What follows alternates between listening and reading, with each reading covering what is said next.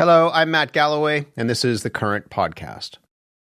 For much of the year across this country, the political conversations have been dominated by the Trump-Carney relationship, questions around what's coming at us next from south of the border, and the grand bargain the federal government struck with Alberta. Meanwhile, there is drama in Quebec, political turmoil that could have national implications. The Quebec government has been under fire for its policies on doctors, on secularism, on a new constitution, and more. The new leader of the opposition, Quebec Liberals, is under heavy pressure to resign, and his party is under criminal investigation for allegations of vote buying. And the Parti Québécois, which many had written off for dead, is now talking about winning the next election in October and promising a referendum when it does. What is going on in Quebec?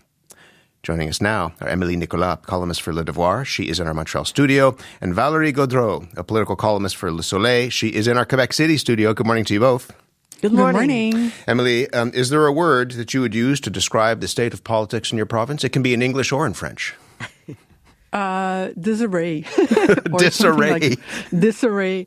There is not a single party at the National Assembly who is in good health, essentially, and so it's been a race to the bottom in terms of people making missteps, and so it leaves Quebecers with difficult choices in terms of what's ahead of them. We'll talk about those difficult choices. Valérie, is there a word that you would like to apply to the situation that you are overseeing in your columns?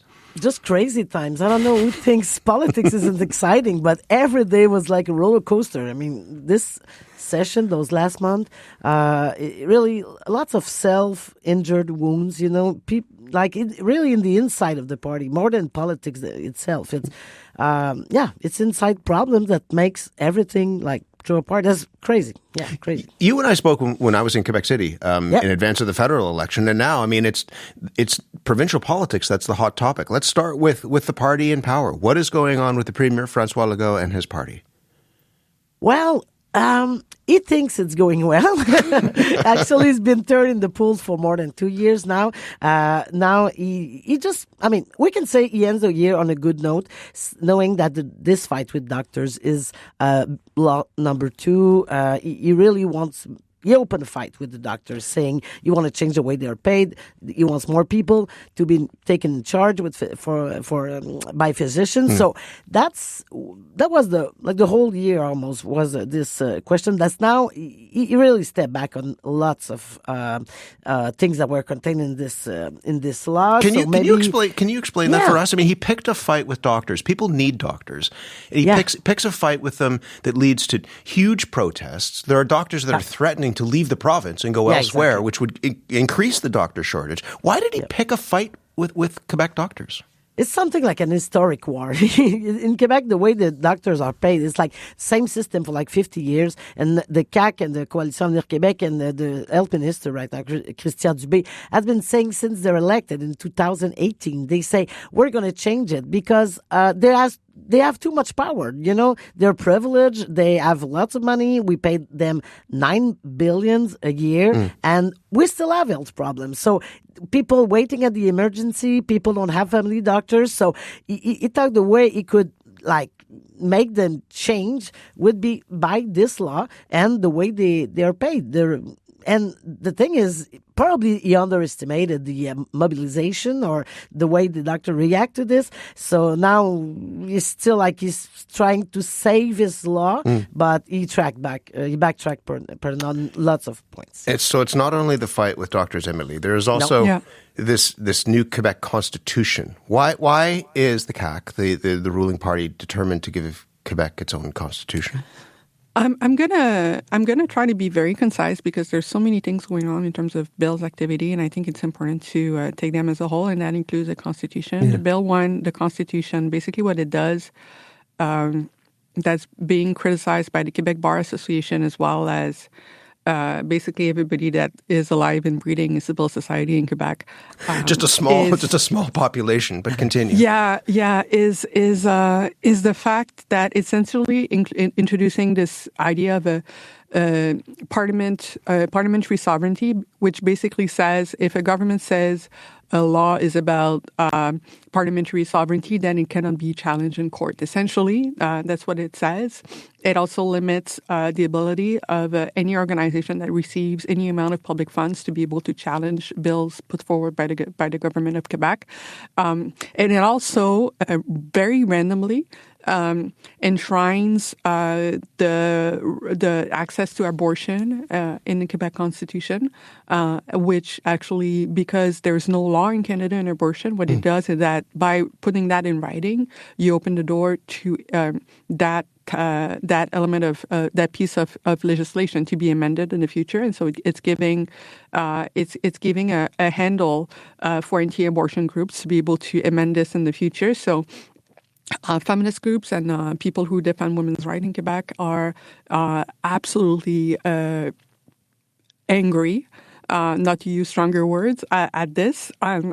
So it's something that has been put forward without any consultation. It basically obliterates a lot of First Nations rights as well by writing Quebec Constitution without them. That barely also mentions First Nation and Inuits in Quebec, and so it's a real issue. There's Bill 2 that Valérie just mentioned on doctors, and really the bottom line in terms of what the protests were more about the autonomy of the medical profession that was under attack by the government. There's Bill 3 that attacked unions and their ability to use union dues to be able to fight for policy battles rather than just about the rights convention. There's Bill 7 that basically does many other things, but one in which is politicizing scientists basically who do research in public health, as well as shut down community organizations receiving public funds from being able to criticize the government without having those funds being threatened. And I think a lot of people didn't even necessarily notice in the rest of the country that we've actually created more barriers to access to employment for women who wear the hijab in Quebec. And so Bill 21 has been strengthened, and it now applies to women who work in kindergarten and daycare and other employments, basically everything that has to do with working even remotely in connection with school. So I'm out of breath just saying that. I just want to say that a lot of Quebecers who are concerned about the rule of law and human rights are also out of breath. There was a huge union protest a couple of weeks ago in Montreal. There are more that are being planned for the spring. The question is, are we going to have a spring in Quebec that's a bit like the 2012 spring, when you have massive coalition built by unions, student movements, and civil society association? Huge That protest. is the question that we have. Yeah. A lot of my friends in Alberta are saying this is very Alberta-like. I think it's not untrue that some of that doesn't resonate necessarily with what you associate Quebec with. But precisely for that reason, I think there's also some turmoil being built up as well. And so, Valérie, you would think that this would be a great opportunity for the official opposition party. There's an election looming. There is all of this chaos that, as Emilie said, nobody particularly seems happy about in the province. The official opposition Liberal Party of Quebec elected a new leader, former Liberal MP Pablo Rodriguez, in June. They should be enjoying this honeymoon period. Instead, he's being told by some people in his own party that he needs to step down. There is this anti-corruption investigation underway right now. What is going on with the Liberals? It's just a never-ending crisis for Pablo Rodriguez. You said it. He's been elected on June 14th. It should have been like an honeymoon or like the Pablo effects, but didn't. It happens for some weeks, but now it's been more than a month that all this corruption, allegation of vote buying, he still say, I'm not going anywhere. I'm a fighter. I'm staying, but the pressure is very high on him right now. Again, this morning, we learned in Le Journal de Montréal that a businessman confessed that he gave $500 cash during a financing party where Pablo Rodriguez was. Even if it's not Pablo Rodriguez himself, there's this whole impression that around him, people made some weird stuff for voting and for this campaign. And the thing is, right now, the official opposition is more than Rodriguez himself. It's been hurting the Liberal brand, which is, 150 years old, long history. And they have a lot of problem in the, around, Commission Charbonneau. There have been ethics problem, corruption problem around this party, like in 2012. And they've been trying so hard to make the image of this party back on track, to say we change, we work hard to change it. And now it's just coming back. It's like ghost hunting the party once again. So it's, I don't know what he can do. I don't think Pablo Rodriguez can stay very long. We don't know if he'll make it till Christmas, because there's former MNAs asking for him to resign, former minister. Even yesterday, we learned that the Commission Jeunesse, which are the young Liberals, they don't give their support. So it's very, very difficult. Even if, probably for him, I'm sure he defends his integrity. He believes it. He said, I'm okay. I've been a MP in Ottawa for 20 years. I never had ethics problem. Believe me. But the thing is, this perception, this impression, and in politics, it hurts a lot. Emilie, he says, Pablo Rodriguez says, I'm absolutely going to stay on as leader. Is he toast, do you think? Will he make the 9 days before Christmas? There's a lot of snow in Quebec right now, so could be a walk in the snow. Yeah. A walk in the snow is still possible, but I think it's important for people to realize, I guess, beyond the drama, what the issue is. The issue is that the Parti Québécois is leading in polls, and that Paul Saint-Pierre Plamondon, the leader, is promising a referendum during his first mandate if he gets elected. And so having the Federalist camp, the no side of Quebec, and this disorganized in the current context is putting a lot of pressure on Pablo Rodriguez. He's being pushed out of his party because a lot of people who are Liberals feel like they have a duty to put their ducks in a row and get their stuff together. Let's put this way. That the Liberals would be the bulwark against any referendum. That they would be the natural party people believe in Quebec to fight for the no side, for example. Absolutely, because people perhaps don't necessarily remember, but François Legault has been elected in 25 years, and he used to be a minister for the Parti Québécois. He was a minister for Lucien Bouchard. And so his stance is more that, and he's been saying this in a round of end-of-year interviews in the last couple of days, is that he doesn't believe that having a third referendum that would be lost is a good idea. And that François Legault also thinks that even the idea of circulating a referendum, if there was a referendum in the fourth year of a PQ mandate, you would have economic instability during those 4 years, given that it creates uncertainty for economic actors just to float this idea around. And so he is opposing. He's a no for logistics and economic reason. He thinks the timing is bad, but he's not a Canadian proud nationalist. And so for people who, it'd be weird to have a former PQ minister as the head of the no. I don't think that's likely going to happen. So the Liberals do want to get their ducks in a row. They want people to have a camp that's actually organized during the no campaign. Valérie, to Emilie's point, this is in one reason why people need to be paying very close attention across the country to this story. When we were in Quebec City, we did a little roundtable, and we spoke with a young sovereigntist who said the economic conditions are such that people feel, and he felt that people feel in his generation that they would be better off out of the country than in the country, that they feel like they could chart their own destiny in some ways by being an independent nation rather than being part of Quebec. How much support do you think there actually is for another referendum in Quebec? Well, the thing is that Paul Saint-Pierre Plamondon in the PQ right now, as Emilie said, they're first in the poll for more than 2 years now. They're representing changes, alternative to the CAQ, but the sovereignty itself, it's like 35%. You know, the party is more popular than the option. So the guess is taking Paul Saint-Pierre Plamondon is saying, you will see, I will convince you. But young people, there's maybe some, I don't know, like some young people, they say they're sovereignists, but it's still less popular, as I said, than the party himself. So the thing is, could they want we want to try the Parti Québécois as a normal government and we'll just vote no if the referendum is coming. And that's why François Legault, as Emilie said, is saying, no, be careful, because even if he's elected, it could be economically problem from day one if he's elected.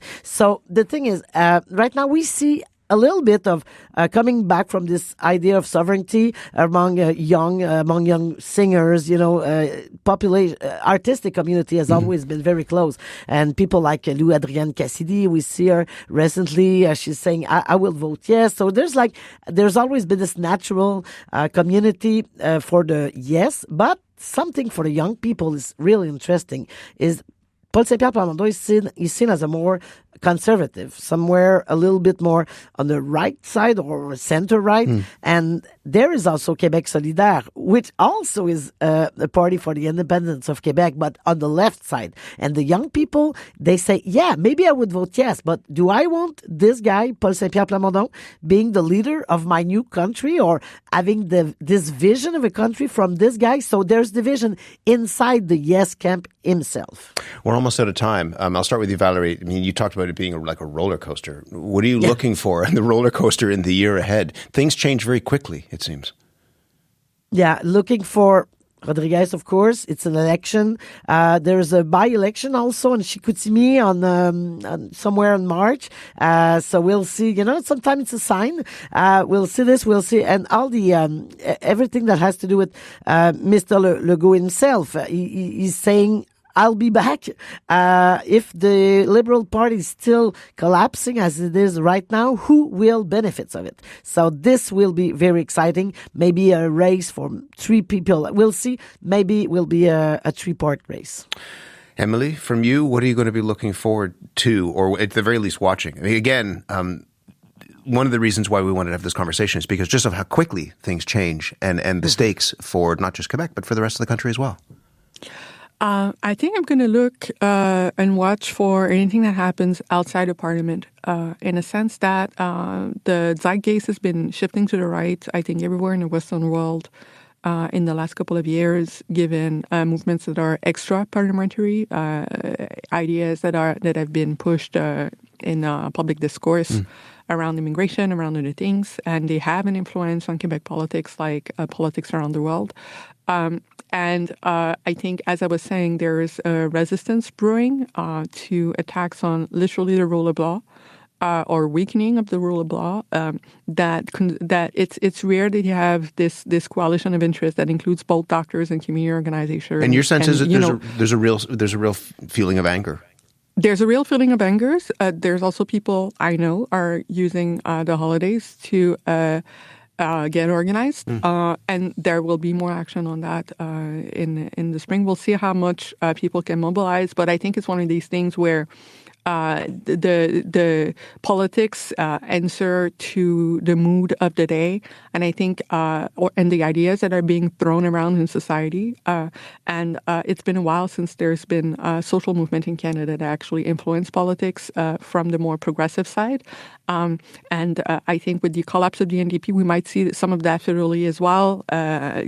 More progressive voices being expressed outside of Parliament as well. And so we'll see if that starts with Quebec in the spring. But that's what I'm going to be watching for. I think sometimes we forget that politics starts not with Parliament, but with actual people. Yeah. And I think we're about to get a reminder of that. We will talk again in the spring, perhaps. Maybe there'll be new leaders. Who knows whether there'll be a walk in the snow or not. In the meantime, good to speak with you both again. Thank you very much. Happy holidays, happy Christmas, and all the best. Thank you. Thank you very much. Happy holidays. Emilie Nicolas is a columnist for Le Devoir. She was in our Montreal studio. And Valérie Gaudreau is a political columnist for Le Soleil. She was in our Quebec City studios. You've been listening to the Current podcast. My name is Matt Galloway. Thanks for listening. I'll talk to you soon.